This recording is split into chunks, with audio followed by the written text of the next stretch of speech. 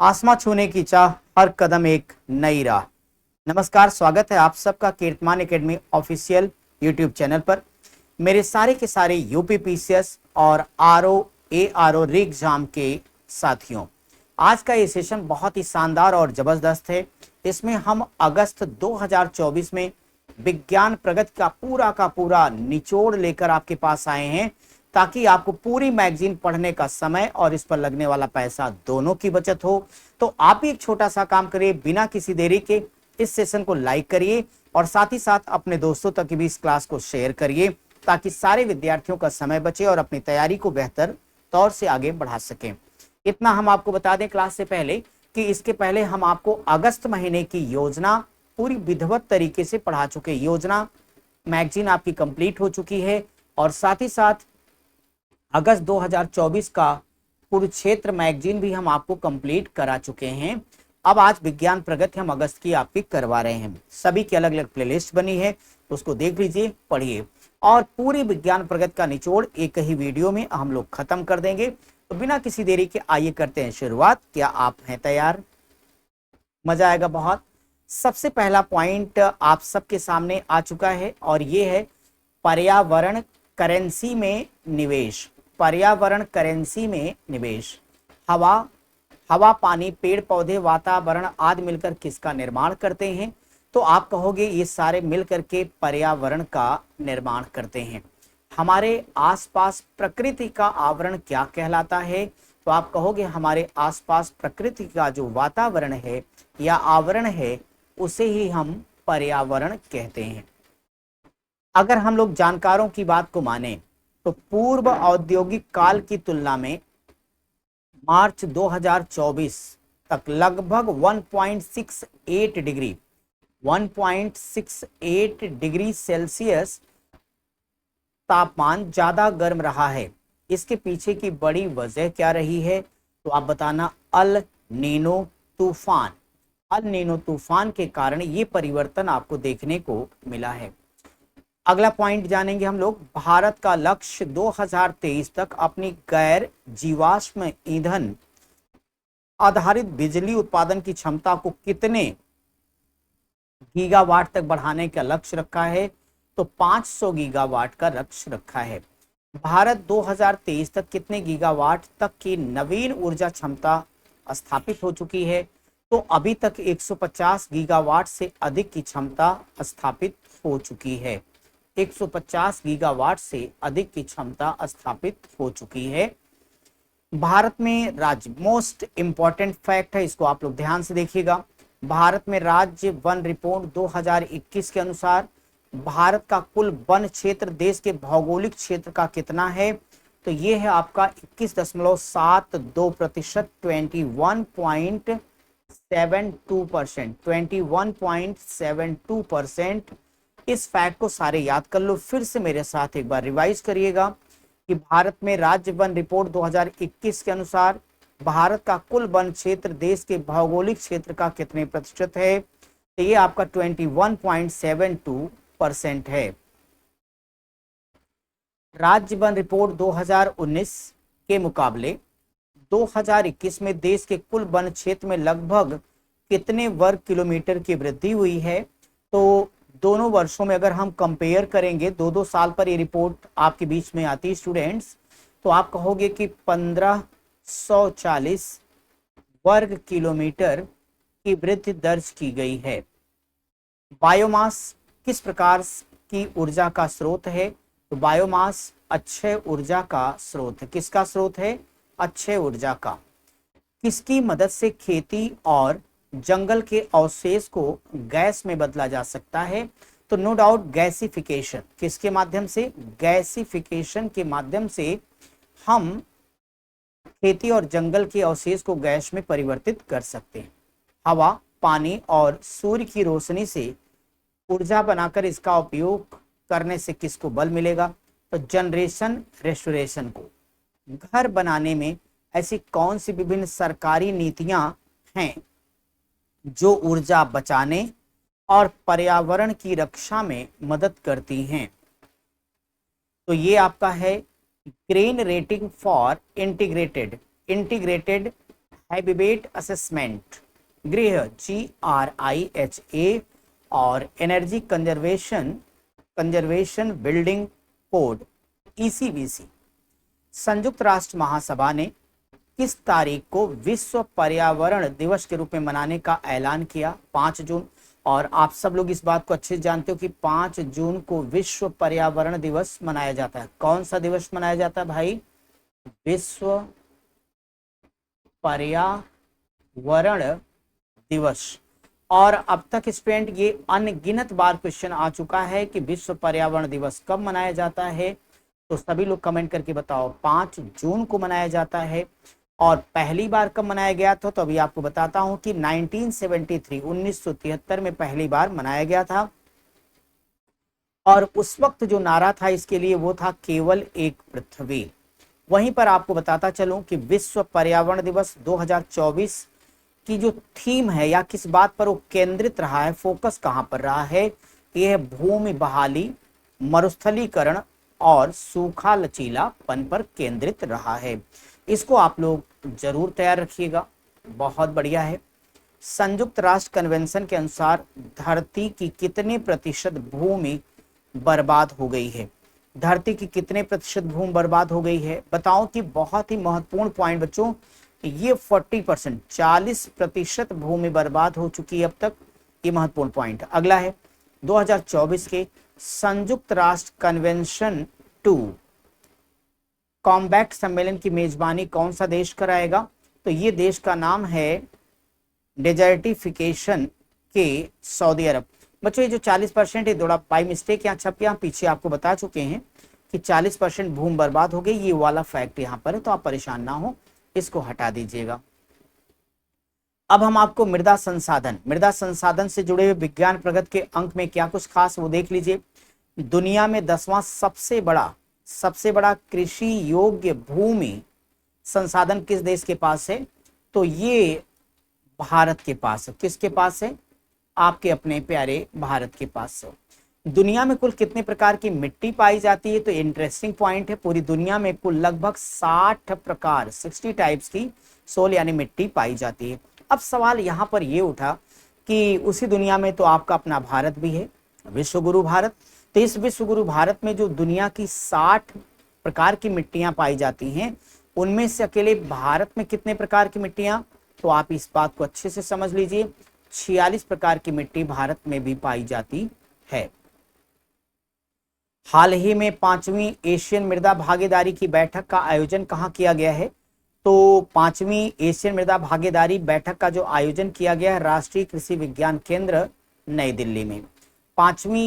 पांचवी एशियन मृदा भागीदारी बैठक का मुख्य उद्देश्य क्या रहा? तो ये था भूख मुक्त विश्व हेतु मृदा संसाधनों का संरक्षण। विश्व के कुल भूभाग का कितना प्रतिशत भाग भारत के पास है? आप देखिए कितनी इंटरेस्टिंग पॉइंट है।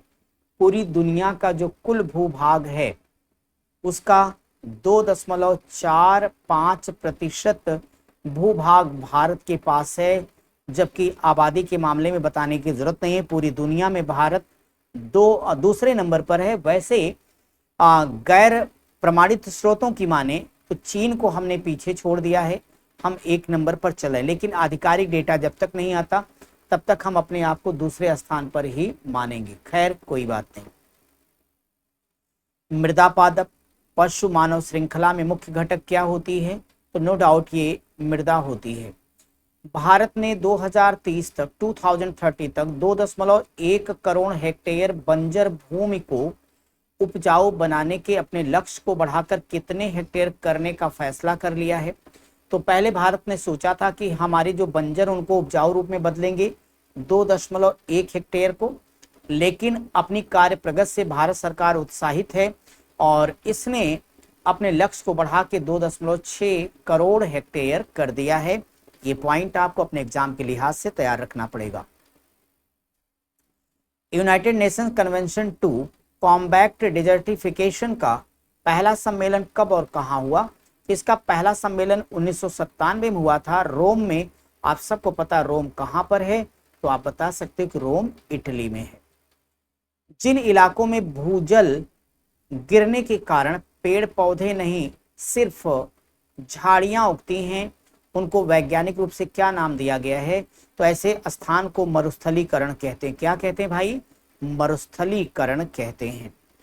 भूमि प्रबंधन की वो कौन सी पद्धति है जिसके अंतर्गत एक ही भूखंड पर फसलों के साथ बहुउद्देशीय पेड़ों झाड़ियों के उत्पादन के साथ साथ पशुपालन को भी लगातार या क्रमबद्ध तरीकों से किया जा सकता है? क्या बात है, बहुत ही शानदार है। और वो एरिया कहलाता है कृषि वानिकी। क्या कहलाता है? कृषि वानिकी।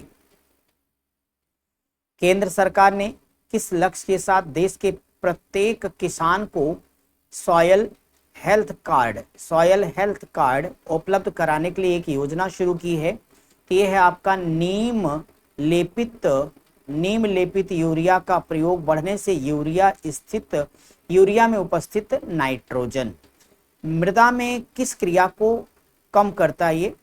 तो आप कहोगे स्वस्थ धरा, खेत हरा, लिंचिंग व डिनाइट्रिफिकेशन।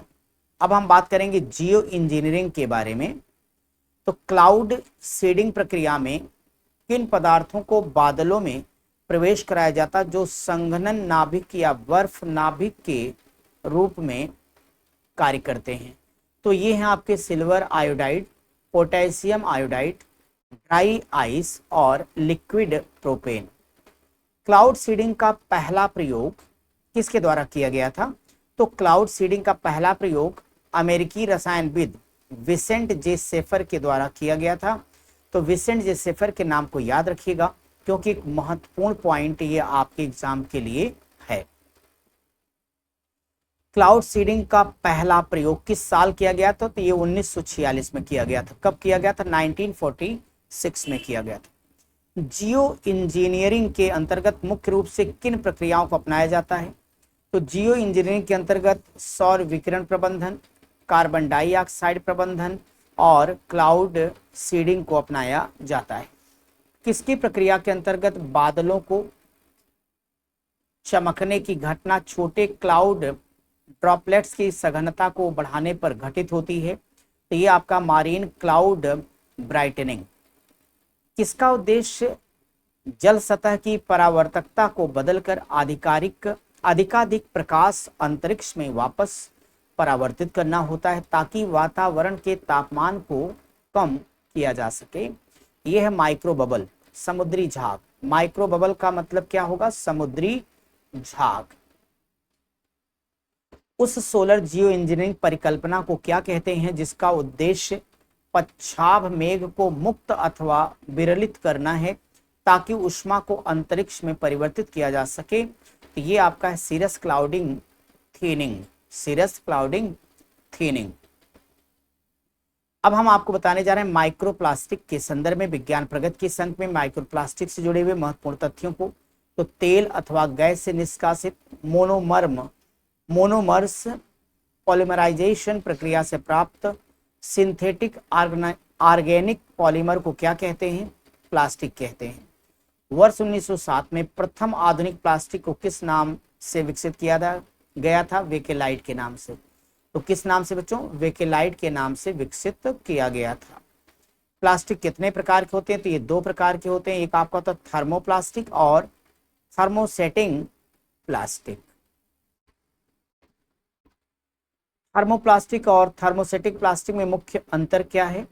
तो अंतर, थर्मोसेटिंग प्लास्टिक को नए सिरे से ढाला नहीं जा सकता जबकि थर्मोप्लास्टिक की मोल्डिंग की जा सकती है।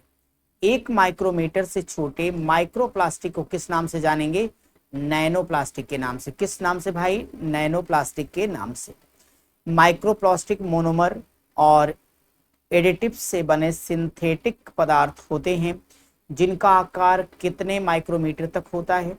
तो 0.1 से लेकर 5000 माइक्रोमीटर तक होता है।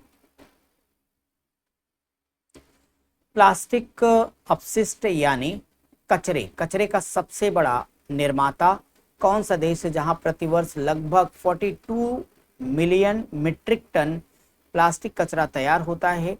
तो ये देश है संयुक्त राज्य अमेरिका। जरा आप बताओ, संयुक्त राज्य अमेरिका का वर्तमान में राष्ट्रपति कौन है? एक अनुमान के मुताबिक दुनिया भर में कितने प्रतिशत प्लास्टिक का निपटान समुद्र स्थल है? लगभग 10%। खाद्य पदार्थों की पैकेजिंग और बोतल बंद मिनरल वाटर की प्लास्टिक की बोतलों को मजबूती प्रदान करने के लिए किस रसायन का उपयोग किया जाता है? तो उस रसायन का नाम है बिस्फेनॉल ए। क्या नाम है? Bisphenol A.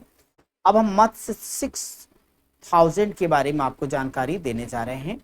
भारत का पहला मानव युक्त समुद्री मिशन कौन सा है? तो इसका नाम है समुद्रयान प्रोजेक्ट। क्या नाम है? समुद्रयान प्रोजेक्ट। समुद्रयान मिशन के तहत एक मानव युक्त पनडुब्बी 3 लोगों को लेकर समुद्र के भीतर कितने किलोमीटर की गहराई तक जाएगी? तो 6 किलोमीटर की गहराई तक जाएगी। समुद्र का वह क्षेत्र जो आमतौर पर एक देश के क्षेत्रीय समुद्र से परे 200 समुद्री मील तक फैला है, उसे क्या कहेंगे? अनन्य आर्थिक क्षेत्र, इडजेड। समुद्रयान मिशन के लिए जिस वाहन को तैयार किया गया उसका नाम क्या है? मत्स्य 6000। क्या नाम है? मत्स्य 6000।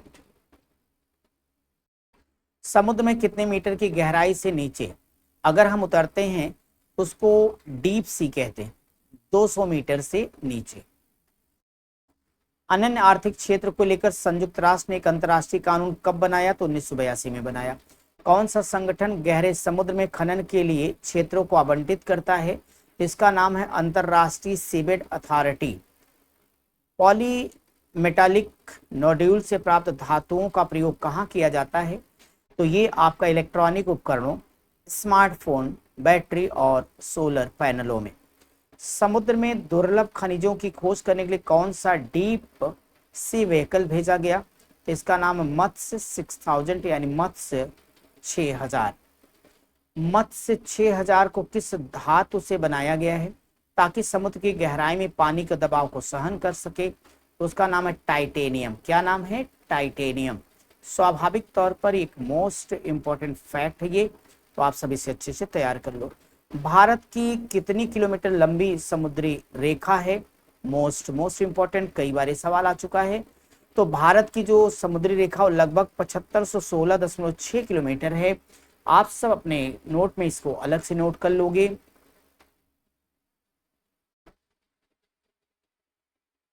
तो भारत की जो समुद्र तट रेखा की लंबाई है कितनी? 7516.6 किलोमीटर लगभग।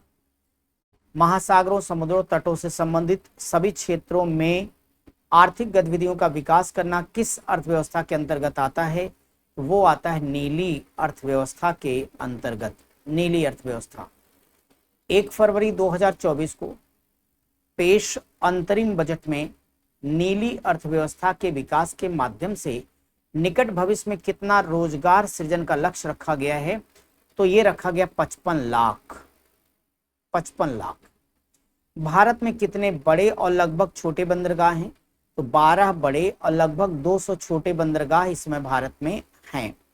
देश की जीडीपी में बंदरगाहों का योगदान कितना है? तो लगभग 4%। एक बड़ी बात है। किन संस्थानों ने संयुक्त रूप से मिलकर स्वदेशी रूप से मानव युक्त पनडुब्बी मत्स्य 6000 को विकसित किया है? तो यह है राष्ट्रीय महासागर प्रौद्योगिकी संस्थान और पृथ्वी विज्ञान मंत्रालय। पर्यावरण संकट से जुड़े हुए महत्वपूर्ण चीजें जो विज्ञान प्रगति के अगस्त अंक में है, क्या क्या देख लेते हैं। यूके यानी यूनाइटेड किंगडम स्थित फर्म यूटिलिटी वीडर के मुताबिक वन विनाश के मामले में भारत ब्राजील की बात किस स्थान पर है? दूसरे नंबर पर है। इसका यह भी मतलब है कि वन विनाश की बात की गई। क्या बात की गई है? वन विनाश। तो वनों का विनाश करने के मामले में टॉप पोजीशन की बात करें तो 1 नंबर पर, यहां पर पहली पोजीशन पर कौन है भाई? तो ब्राजील है। तो भारत भी वन विनाश के मामले में बहुत पीछे नहीं है। भारत दूसरे नंबर पर है और ये पॉइंट आपको ध्यान में रखना चाहिए। सूर्य के विनाशकारी प्रभाव से हमको कौन बचाता है? ओजोन बचाता है। ग्रीन हाउस प्रभाव के लिए सबसे ज्यादा जिम्मेदार कौन सी गैस है? Most important fact students, carbon dioxide का 50% रोल है, 50%, और क्लोरोफ्लोरोकार्बन का 20% योगदान है। तो जाहिर तौर पर दोनों कार्बन डाइऑक्साइड ज्यादा नुकसानदायक है।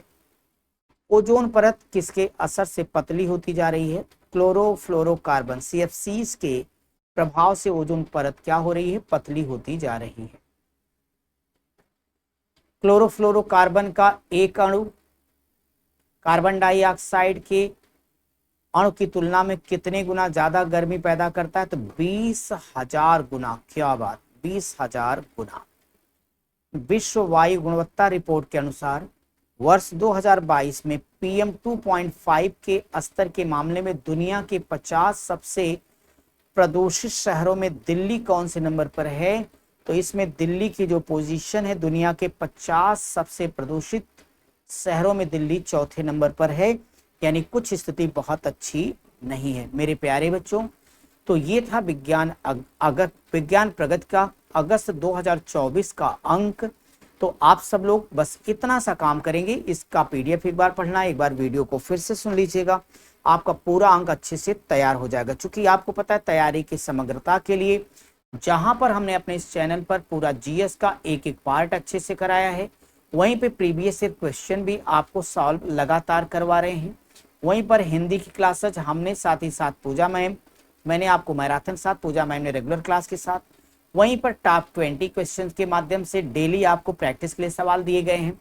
इसके अलावा योजना, विज्ञान प्रगति, कुरुक्षेत्र के अलावा मैथ और रीजनिंग की मैराथन क्लासेस भी हैं।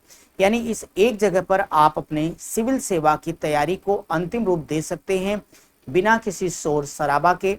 और इतना मेरा दावा है कि जितना कोई पैसे लेकर के पेड कोर्स में नहीं करा सकता, उससे ज्यादा हम आपको इस चैनल पर बिल्कुल फ्री ऑफ कास्ट करा रहे हैं। और बस आपको एक छोटा सा काम करना है, आपकी एक गुरुदक्षिणा का आप इस सेशन को अधिक से अधिक जरूरतमंद विद्यार्थियों तक शेयर करिए, ताकि लोग सही जगह जुड़कर स्थिर तरीके से अपनी तैयारी को करें। आज के इस अंक को हम यहीं पे समाप्त करने की अनुमति चाहेंगे। आप सभी बच्चों को नमस्कार।